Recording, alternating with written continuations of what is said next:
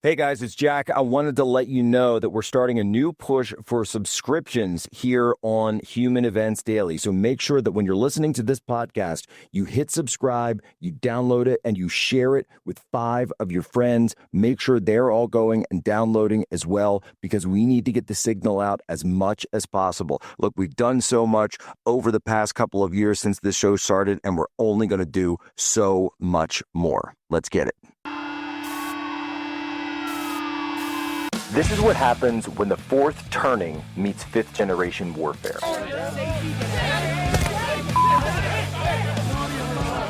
A commentator, international social media sensation, and former Navy intelligence veteran. This is Human Events with your host, Jack Posobiec. Christ is king. So I just want to say it's a great honor to have the Prime Minister of Iraq with us. He's been a great fighter, and he's been a great fan of America. Baghdad, I think, and I and this country, we're going to make some tremendous music together. Iraq has tremendous potential because of their oil and because of other things, but because of their oil. And we're going to be doing a lot of deals. We're going to create a lot of jobs for both countries, and we're going to be taking out a lot of oil. Earlier today, Iranian media reported explosions from U.S. strikes near the port cities of Bandar Abbas and Bushehr.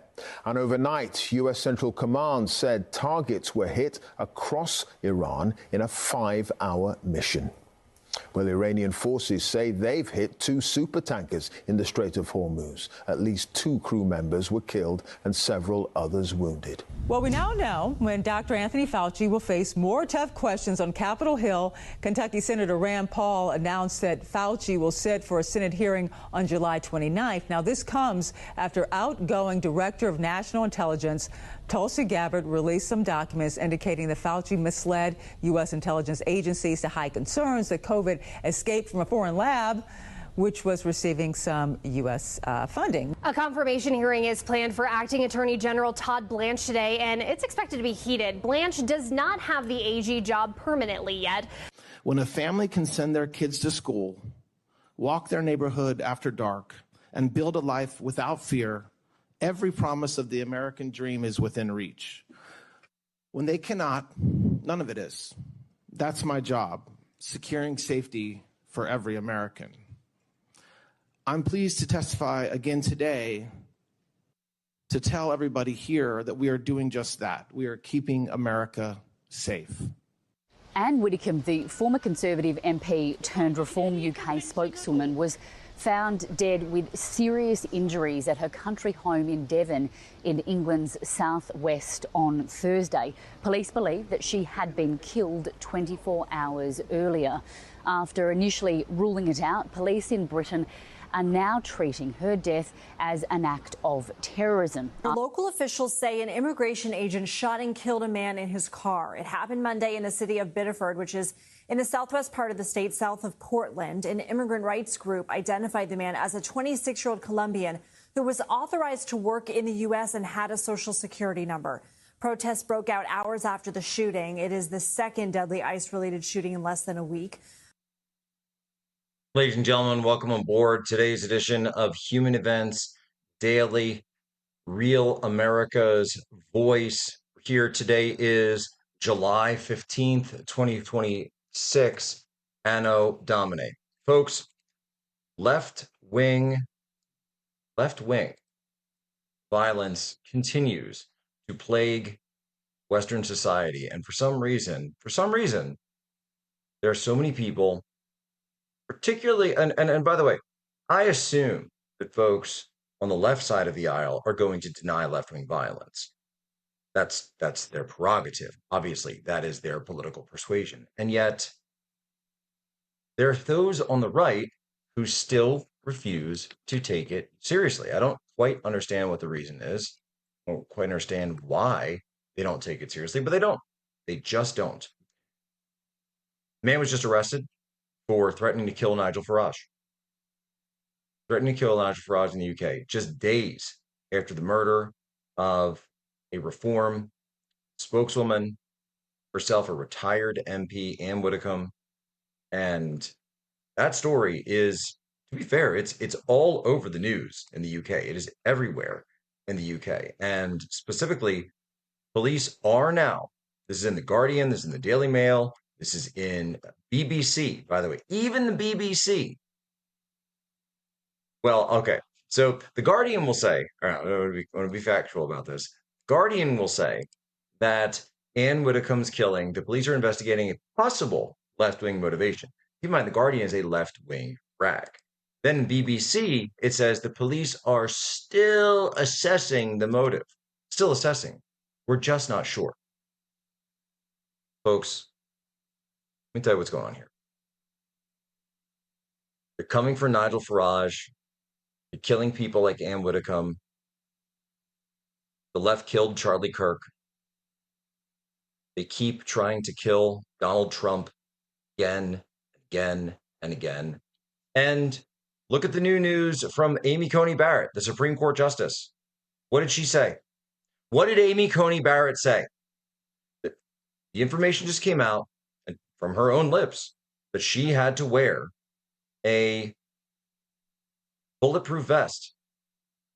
A bulletproof vest because she was on, in the target list.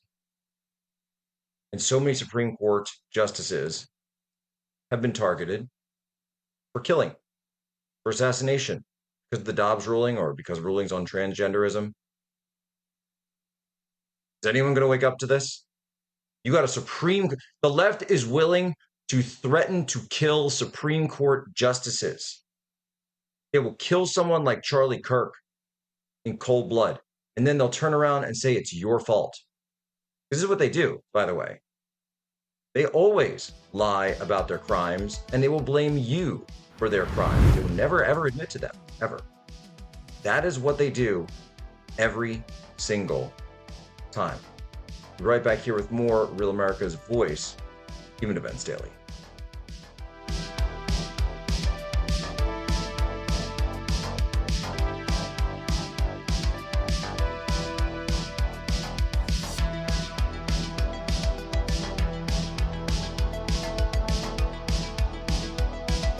Golden age has just begun. This is Human Events with Jack Posobiec. Now it's time for everyone to understand what America First truly means. Welcome to the Second American Revolution.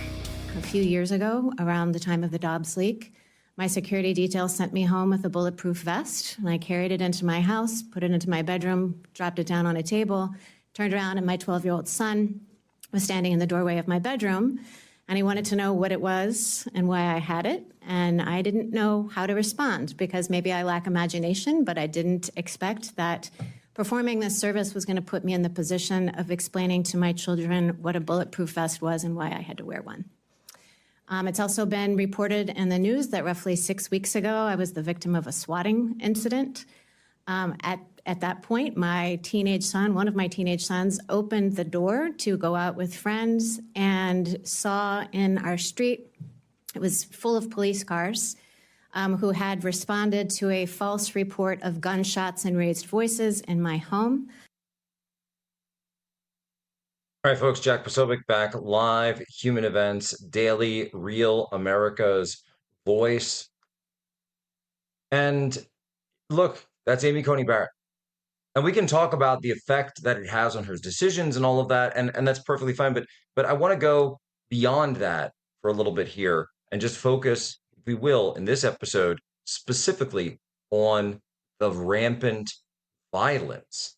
This is the issue, the specific issue that has not been dealt with. And these are the problems and consequences of it.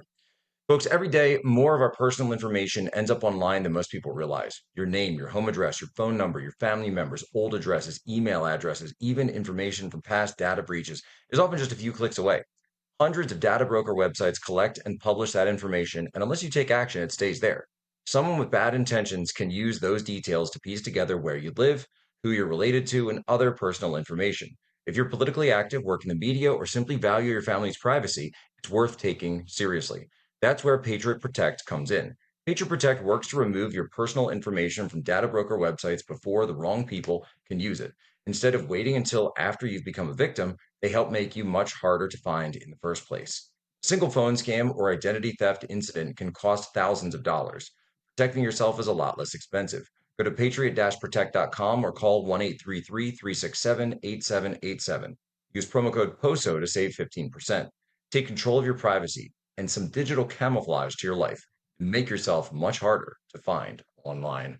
All right, I want to get into talking about this as well as some more about the Ann Whitcomb murder. I want to bring on my good friend, Dr. Charles Cornish Dale, aka the Raw Egg Nationalist. Dr. Charles, how are you?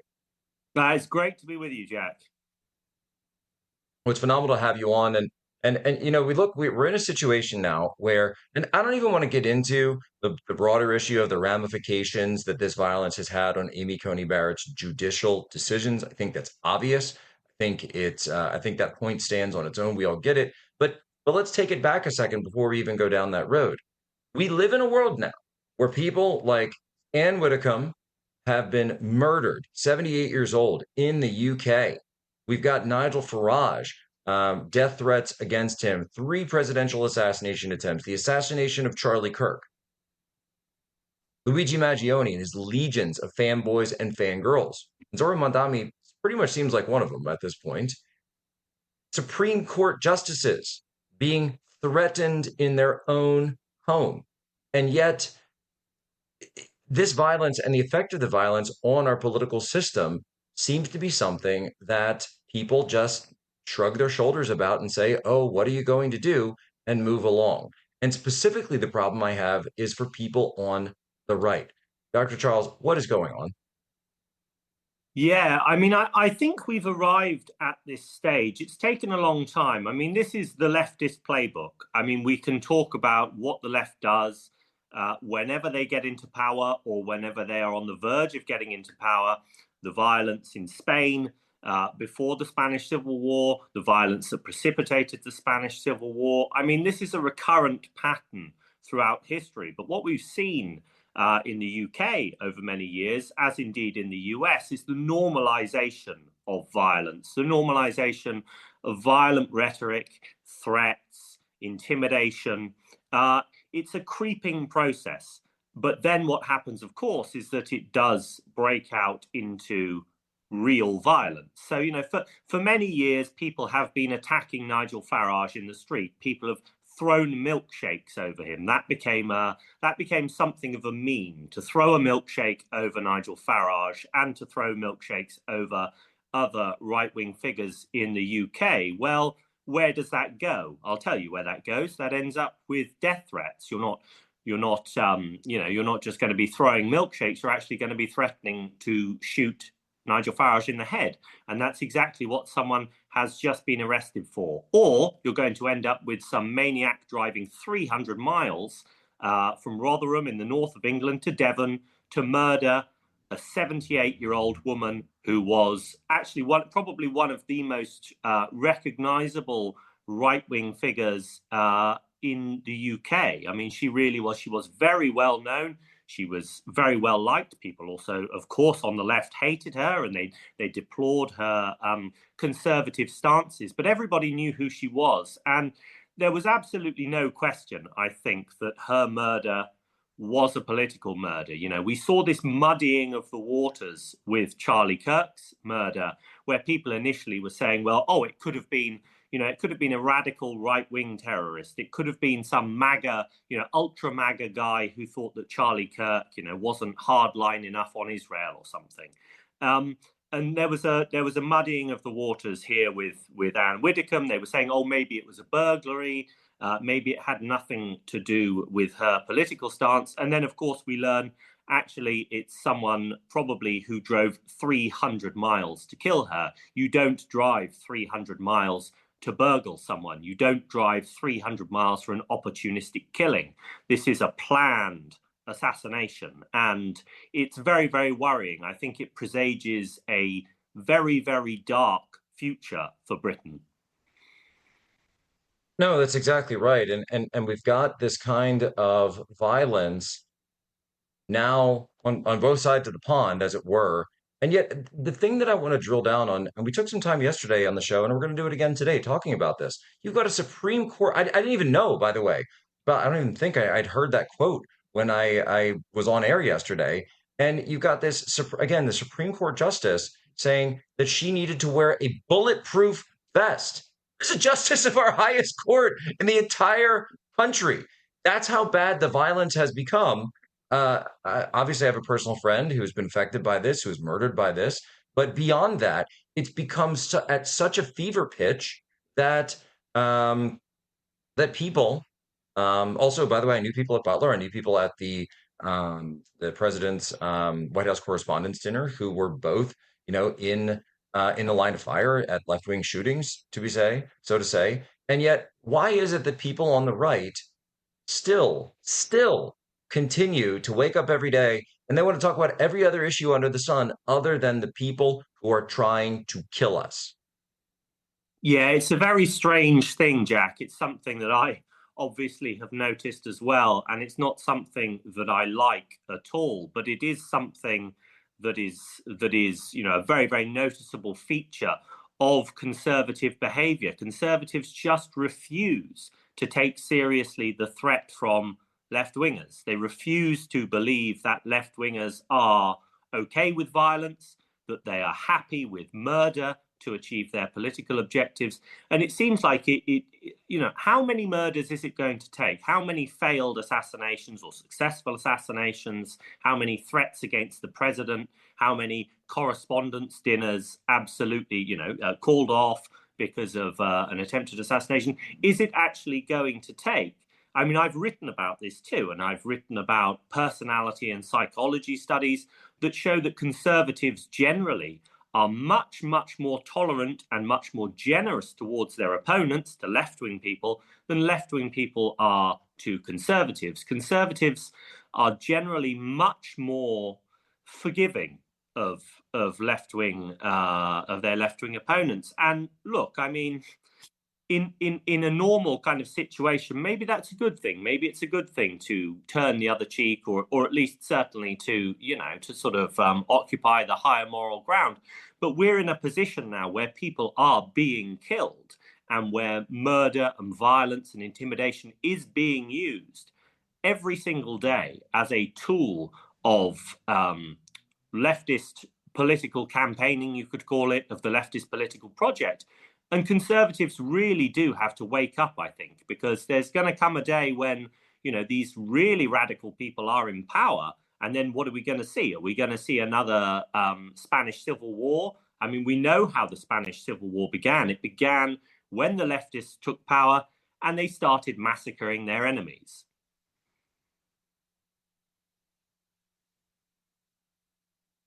That's precisely right. And this is a wake-up call to all of us. And we can see, and the reason that I bring up Zoran Mondani is not because of some boomer Facebook meme kind of thing. It's to point out that this is the mayor of America's greatest city, and he is playing footsie with a left-wing assassin, and and then thereby by transidence, he is playing footsie with all left-wing violence. It's to say, oh, wink, wink.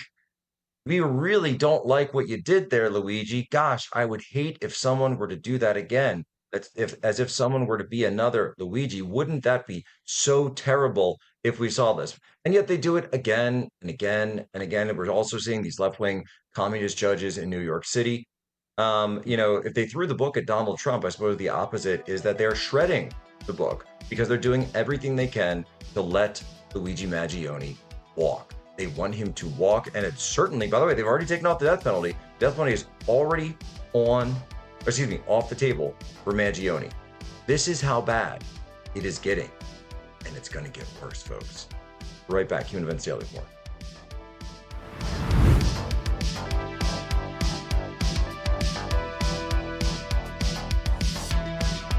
Talk about influencers. These are influencers, and they're friends of mine. Jack Posobiec. Where's Jack? Jack, who's done a great job. Anne Widdecombe was an extraordinary woman, without doubt the best-known female politician in Britain since Margaret Thatcher. Many, many years in the Conservative Party, then she joined me in 2019 in the Brexit Party, was an extraordinary colleague in the European Parliament. Then beyond that, into reform. She never ever sought popularity. She stood up and fought for what she believed in. All right, folks, welcome back to Human Events. And there was Nigel Farage talking about this horrific murder. We're going to get to more to that in a second. But folks, in a world where so much is changing, things that matter most never do. Faith, family, freedom, and the values we choose to stand for. Even something as ordinary as your phone service can reflect those values. That's what Patriot Mobile is all about.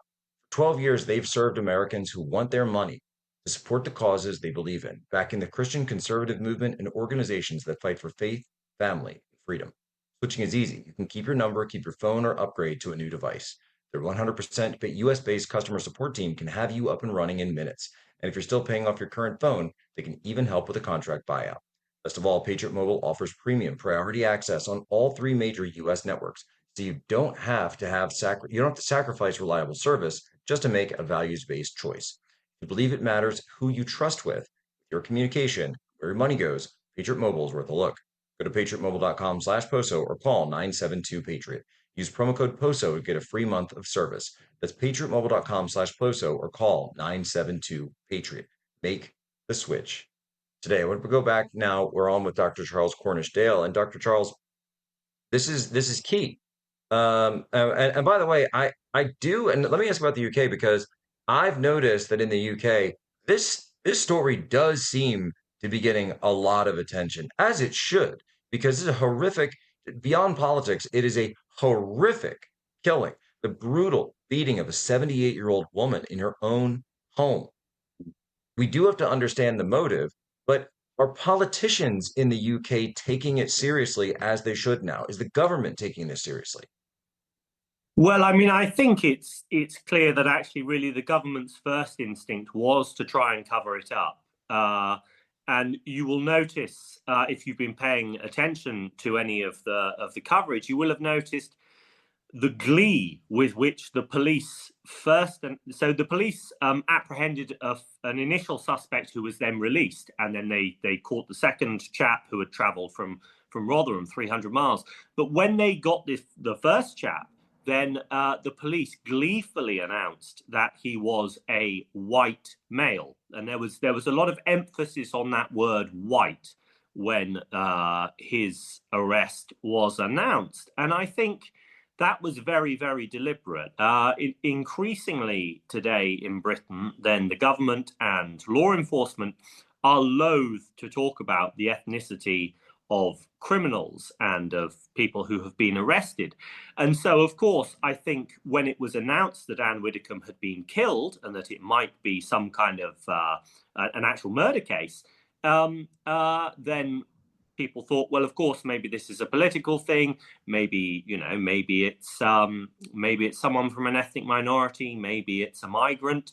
And so, of course, the government had to push back straight away by making it very clear that it wasn't a migrant, that it wasn't a recent arrival into this country. Recent arrivals are committing a lot of very, very unpleasant crime nowadays, like the Southport stabbings, for example. And other events. So there was very definitely there was a clear element of spin right from the beginning. And then, of course, you had evidence that Britain's equivalent of the Community Relations Service, that was the sort of subunit of the Department of Justice that was basically tasked with covering up anti-white crime in the US. There's an equivalent in this country, and it looked like they had been talking to members of Anne Widdecombe's family, because then there was a statement from members of her family saying, we don't want this killing to be politicized. Please don't speculate. Please don't jump to conclusions. Please don't make this a left-wing versus right-wing thing, which is exactly the kind of thing that goes on in the US, or did go on in the US with the Community Relations Service. And it's the sort of thing that's been done here for certainly the best part of 2 decades, with events like the Manchester Arena bombing. Don't look back in anger. Don't say that this is a problem that's being caused by immigration. So there's very, very definite, there are very clear hallmarks, I think, of the government attempting to spin this killing, to try and play down the possibility the truth, rather, that it is a political killing. So, no, I mean, I don't think the government is going to take radical how about, left-wing. and how about that's fair. That very fair point, fair play. But what about sort of the conservative commentariat? What about conservative figures? You just saw Nigel talking about it there. I do think he's been generally good on this issue. But what about the broader conservative sphere? Are mainstream voices picking this up at all?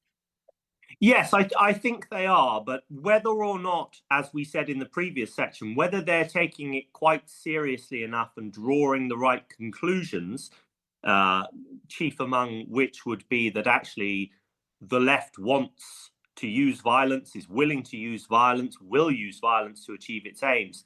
I'm not sure whether we've kind of broken past that point.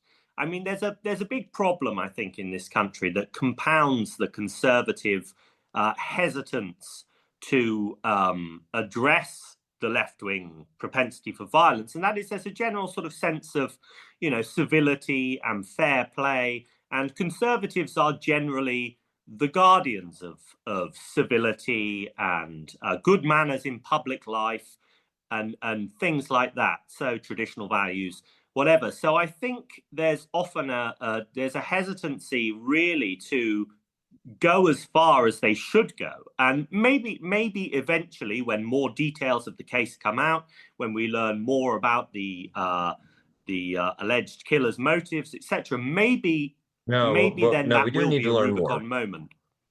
We certainly do need to learn more, and we need to everywhere, every country, make sure that the threat of this violence is stamped out. Dr. Charles Cornishdale, where can people go to find you? You can find me on Twitter, babygravy9. I have a Substack, rawegstack.com. I write regularly for American Greatness, for The Spectator, and other publications as well. Including humanevents.com, by the way. We've got to have you back on soon, brother. We'll be right back. Jack Posobiec, Real America's Voice.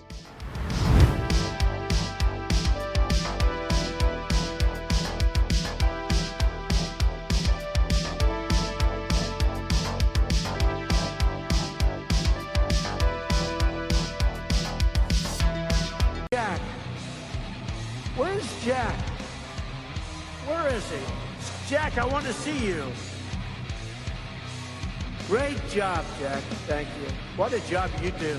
You know, we have an incredible thing. We're always talking about the fake news and the bad, but we have guys, and these are the guys who should be getting Pulitzers. All right, Jack Posobiec back live here, Human Events Daily, Real America's Voice. And folks, we've got this situation going on where, people are, they see things online, they see what's viral, and they say, one of the things, by the way, that's out there is methylene blue. And it's super viral. RFK, of course, had his, image, and people are like, oh, why is his tongue blue? What's going on with that? And so let's check this out. So most methylene blue, though, that's being sold online, just so you know, it's the same grade that's used in fish tanks. You got to watch out for low-quality bottles that are untested for heavy metals and made overseas. But let me tell you something. What you can trust is the wellness company's Recharge, a doctor-formulated supplement combining powdered methylene blue with NAD+ and PQQ. This methylene blue is USP grade, ensuring top-tier purity for maximum safety and effectiveness. This is not the sketchy stuff you will find on Amazon. Recharge is formulated with research-backed ingredients to optimize brain function and cellular repair, while supporting clean, lasting energy. Tap into cognitive and metabolic support that helps you stay energized, focused, and resilient all day long. Choose a trusted formula made for your body, not for fish tanks. Feel the difference with enhanced mental clarity, sustained energy, sharper focus, and protection against cognitive decline. No, won't turn your tongue blue. Head over to twc.health/POSO and use promo code POSO to get 10% off plus free shipping. Again, that's twc.health/POSO and use promo code POSO to get 10% off. All right, folks. So I want to get on. One of the stories that we haven't had a chance to get to, there's been so much going on, is this shooting up in Maine, Biddeford, Maine, which is an area that, I've said this publicly for a long time. that I've got family up in that area, that I've been going up to that area of southern Maine for pretty much my entire life since I was a little kid. And specifically not Biddeford or Kennebunkport, but some of the towns in and around there, Sanford. And the idea, number one, that there'd be an ice shooting in Biddeford, Maine is crazy to me, in given the fact that it's a hamlet. It is a quaint New England hamlet that is one of the nicest places on the planet. It's one of the most, it's certainly, and I've said this for a long time, that Maine is the most beautiful state. But why are there illegal aliens all the way up in Maine, or from places like Latin America, South America, or even Africa?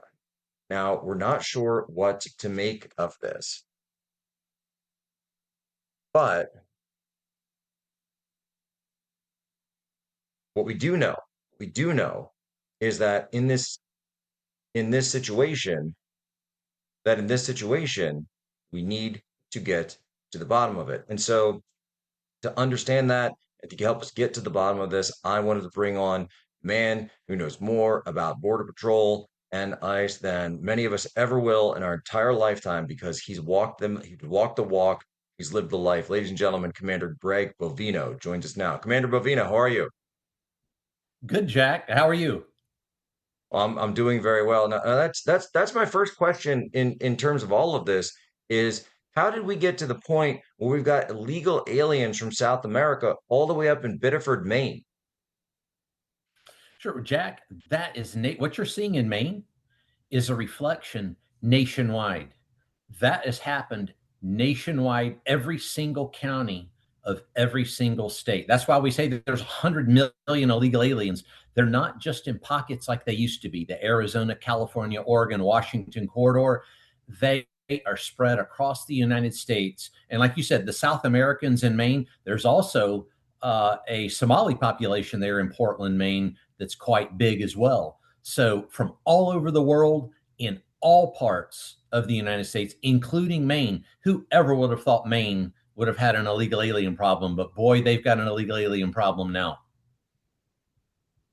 No, and in fact, it leads to a situation where you've got one of the safest states, probably one of the safest states in the entire union, that now has crime, that now has all drug problems that have been going on up there, that has murders and rapes and car accidents and all of the things that we know that illegal aliens bring with them to a place that it used to be this spot along the seashore where people could just bring like my family. We used to go up we drive up from Philadelphia for the summer, and we'd spend a couple of weeks just sitting on the main beaches and just have a good time, eat some lobster, and it's unbelievable to me how bad this has gone. That's why I do believe that it was a deliberate operation that was done to many of these states specifically. And Commander, when you're looking at it from an enforcement perspective, obviously not all of the details of this operation have come out. You may have heard things more than us, but this is why when Minneapolis happened, I knew to give the benefit of the doubt the men who were on the front line, like you were and so many others were in the big green machine, because they're up against things like this every day, aren't they? Every day, Jack, the most unprecedented amount of violence in the United States against U.S. law enforcement since Prohibition, arguably even worse than Prohibition. That's over the past 100 years. Right now, we are living in the most violent time, especially in terms of immigration and enforcement. And then there, specifically in Maine, in that specific incident, something perhaps the viewers might want to reflect on is that the illegal alien that was shot had, I guess it's going on about a year and a half now to self-deport. That individual, as well as all 100 million illegal aliens, were given the opportunity to self-deport a year and a half ago. We really, the bandwagon was loud on the self-deportations, but he did not take that advice, and he allegedly tried to hurt and or kill a law enforcement officer, and he suffered the consequences yet again from his actions, not the actions of the victim. Remember, the law enforcement's the victim there. A lot of the leftists are saying the illegal alien's the victim. Nothing could be further from the truth. That individual's an illegal alien, crossed the border illegally, did not go home like he was supposed to. He was given plenty of opportunities to go back to his country of record. We were even going to pay him $2,600 a free plane ticket. He didn't do that. And he decided to do something else far worse, try to, again, allegedly, we don't know the facts, all the facts yet, allegedly hurt a law enforcement officer. Hey, actions have consequences, and his choices, the choices that illegal alien made, well, they had consequences.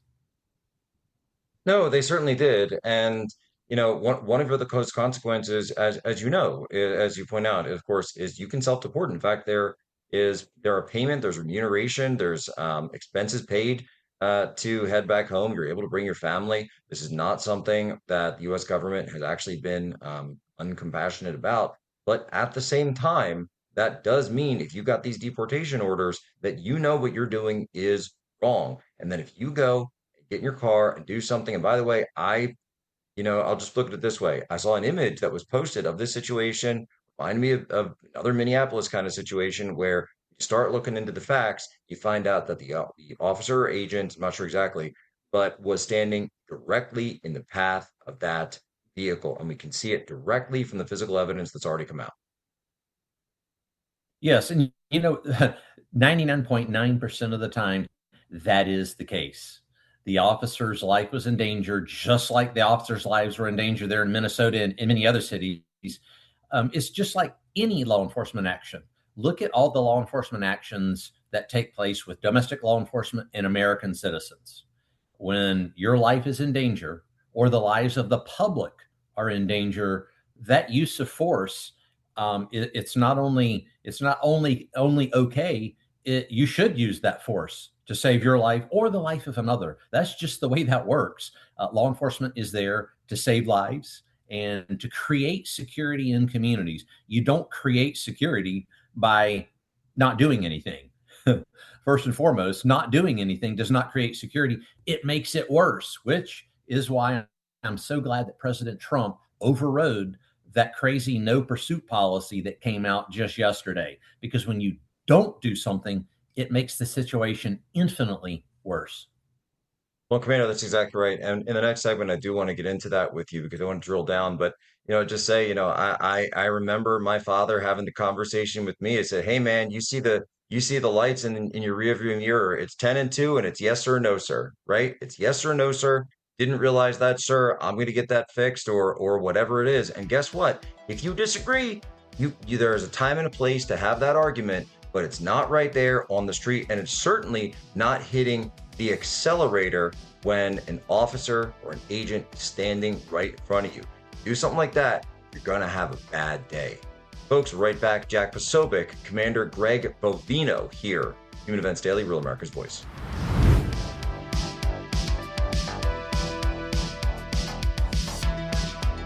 Call this the Jack Posobiec Appreciation Hour. I can say confidently, I think Josh Shapiro would be the vice presidential nominee if it wasn't for Jack Posobiec. And that is, I'm being honest.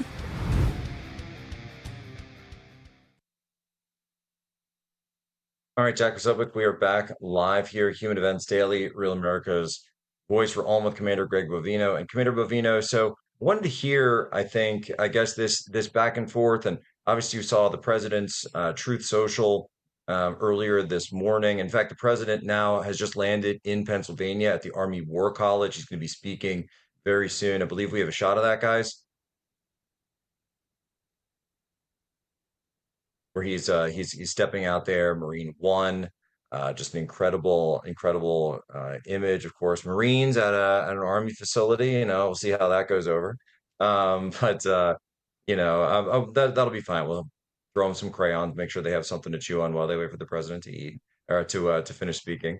Little inter-service rivalry there, but the president's gotten an incredible speech. And Commander Bovino, so the policy, we heard that after this main policy that the pursuit policy had been struck down first of all, what does that mean? What are we talking about there? Does that mean when you go to serve somebody or you go to detain somebody that if they hop in their car that you actually, and again, a lot of the time these are violent criminals. That is that saying that people were saying that we should just let violent criminals off into the public? Yeah, Jack, it means anything in a vehicle pretty much is off limits. Anything in a vehicle, if they jump in a vehicle, if they take off in a vehicle, if you try to stop a vehicle and they take off, it's off limits. We saw this back in the mid 90s under Bill Clinton in the U.S. Border Patrol. Clinton and I believe Doris Miser was then the commissioner of INS. There was a prohibition on vehicular pursuits by the U.S. Border Patrol. And what that did is it empowered those illegal aliens, those drug smugglers, those transnational criminal organizations to guess what? We're going to run every single time from the U.S. Border Patrol. It made it infinitely more difficult to get these vehicles stopped and infinitely more difficult and dangerous for the public and the Border Patrol agents involved. We saw that very same scenario going down yesterday. And as you saw there on many of the platforms, a lot of people had a problem with it. And that's really good that President Trump was able to overturn that and give ICE all the tools that it needs to deport illegal aliens. They need all the tools, including vehicular pursuits. That's bread and butter of law enforcement, including ICE. Bread and butter. Well, I mean, it's really simple because imagine, imagine number one, if the person gets away and that you're going to have to go and spend all those man hours trying to track them down again and set up another operation to go and get them, or perhaps worse, they go and link up with people, they come back, they want to target. I mean, the permutations of how much worse this could make the situation really, and specifically for law enforcement, really do kind of make it almost unbelievable that that this policy came down at all because of course this is something that, and again, I'm not putting anything out, but it's my understanding that when one of those operations is done, it's done at a time where the officers believe it's going to be the safest for them and for the individual involved. Exactly. And oftentimes it is the individual inside a vehicle that presents the safest scenario, as you say, for the officer, the suspect, and the public. Going into someone's house every single time or into someone's work, the availability of weapons, other individuals with weapons, why not get that individual in a car and take them down in that vehicle? It makes perfect sense. That's definitely a tactic in many situations, not all, but in many situations that law enforcement looks towards is to get that individual alone in a vehicle, take them down there, or if not in the vehicle, on the way to the vehicle. And by the way, I have to say this because it bears repeating. People seem to forget it, that all of this could be prevented if states like Maine, which unfortunately is a blue state, would just work with ICE or work with CBP. People are making these detentions to allow them to go into courts or go into jailhouses or whatever it may be, so that they could find an even safer way at a time when that person isn't going to have a weapon, isn't going to have a firearm, isn't going to have access to a vehicle. That would be the safest way for everyone, and yet they're the ones who refuse to do it.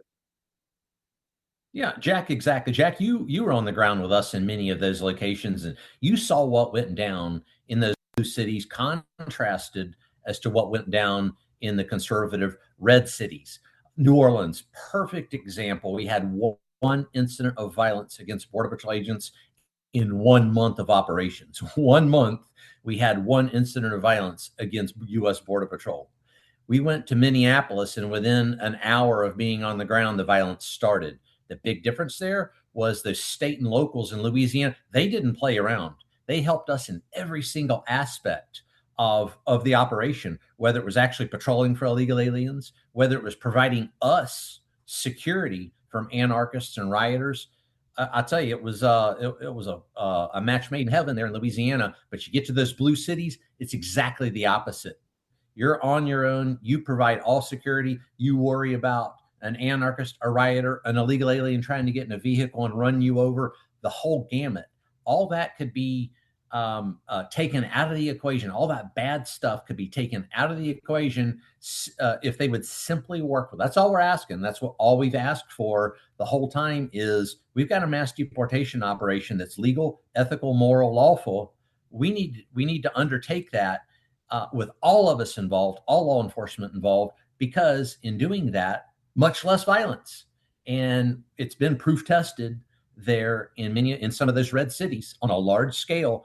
But you know what, Jack? You're one of the only ones that'll actually report on that very subject. You know, it's awfully funny. No one else wants to talk about that one incident of violence in Louisiana over a month of hardcore operations. One.